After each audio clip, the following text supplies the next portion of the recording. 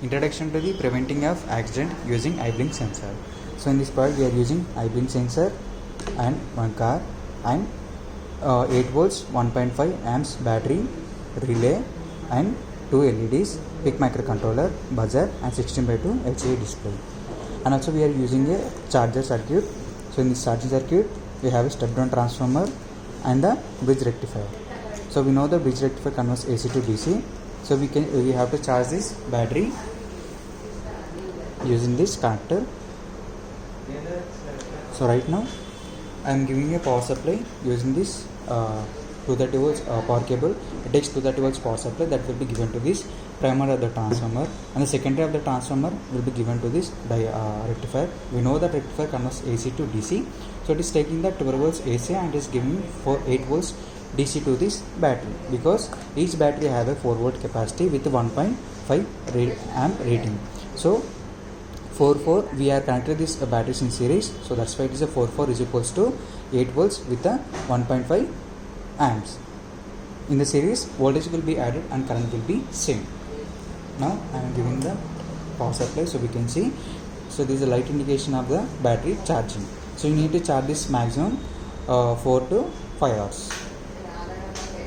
So after the charging, just remove this one.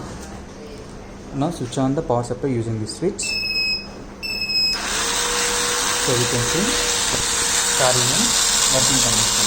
This IR sensor detects continuously.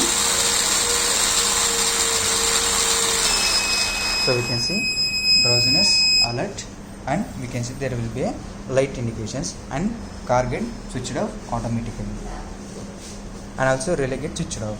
So if you want to start this one from, so for that one you need to reset this button, so it will be start again.